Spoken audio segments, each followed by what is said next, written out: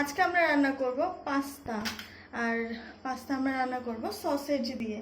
আমি এই গোদরেজের ইয়ামিজ সসেজটা নিয়ে নিয়েছি, চিকেন ব্রেকফাস্ট সসেজ। ইয়ামিজ কি জিনিস?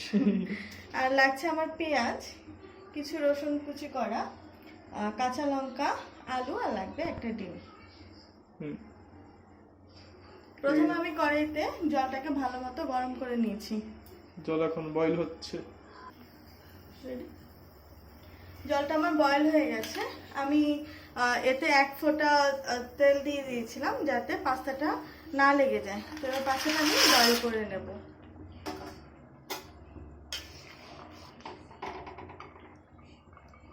পাস্তাটা বয়েল হোক, তারপরে দেখাচ্ছি প্রসেসিং। পাস্তা সিদ্ধ হয়ে গিয়েছে। পাস্তা সেদ্ধ হয়ে গেছে। এবার পাস্তাটাকে নামিয়ে নেব আর ধুয়ে নেব। আচ্ছা, নামা ধো, কি করবি কর।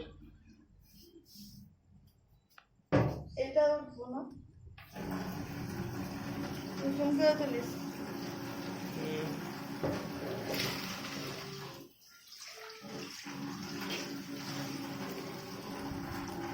পাস্তা এখন স্নান করছে, স্টিম বাথ। প্রথমে আমি তেলটা গরম করে নেব আর এর মধ্যে দিয়ে দেব সসেজগুলো।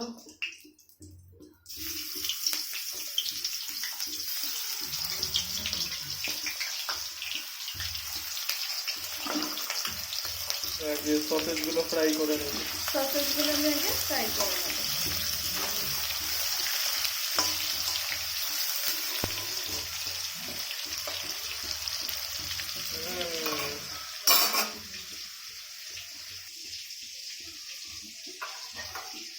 দেখো সসেজ ফ্রাই হচ্ছে, এর মধ্যে দিয়ে দেব পেঁয়াজ, দিয়ে দেব লঙ্কা আর রসুনটা, দিয়ে একটু মিশিয়ে নেব।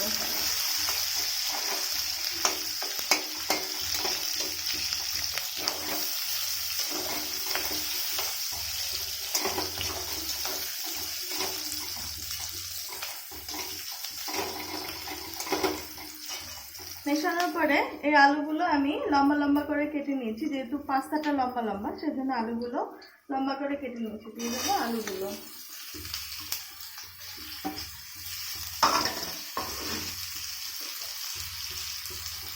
দিয়ে আমি ভালো করে মিশিয়ে নেব।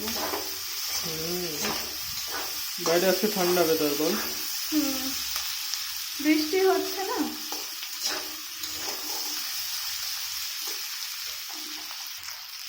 আলুগুলো ভাজার সাথে সাথে আমি দিয়ে দেবো পরিমাণ মতো লবণ, যাতে আলুগুলো তাড়াতাড়ি ভাজা হয়ে যায়। এবার এটাকে ভালো মতো ভেজে নেব।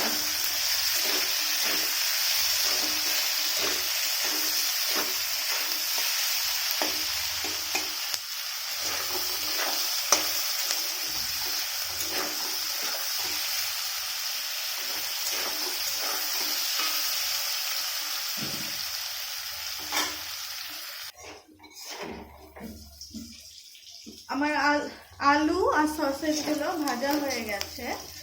এবার এরকম একটু ফাঁকা করে নিতে হবে যাতে তেলটা মাঝখানটাতে বেরিয়ে আসে।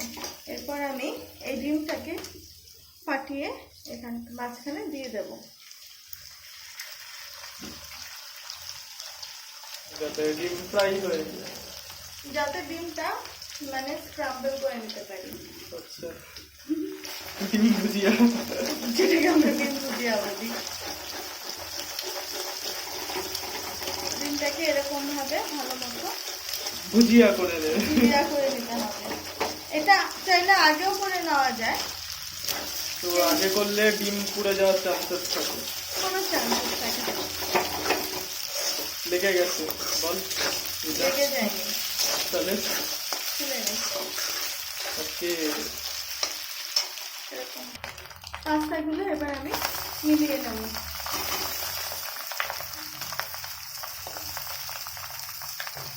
পাস্তার সাথে দিয়ে দেবো সামান্য একটু লবণ। আগে যেহেতু লবণ দিয়েছি তাই লবণটা একটু কম দিচ্ছি, শুধু পাস্তার টেস্ট অনুযায়ী। এতে পাঁচটা মিনিট লবণটা ভালো মতো দিতে। ধর পাঁচটা লবণ বেশি হয়ে গেল, তাহলে কি করবি? তখন কিছু করার নেই, তখন এর মধ্যে একটু বেশি করে টমেটো সস বা এগুলো দিতে হবে। Ketchup, এটাতে sauce। হ্যাঁ সস বা কেচাপ এগুলো দিতে হবে। আর আমি এগুলো দিচ্ছি না, যেহেতু আমি একদম নর্মাল জিনিস যেভাবে আমরা বাড়িতে বানাই ঠিক সেইভাবেই বানাচ্ছি। টেস্টি।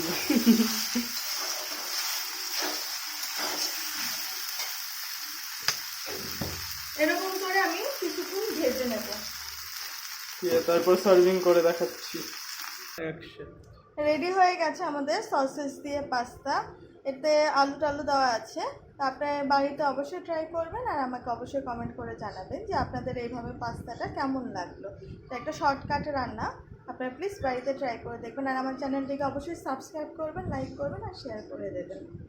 টাটা।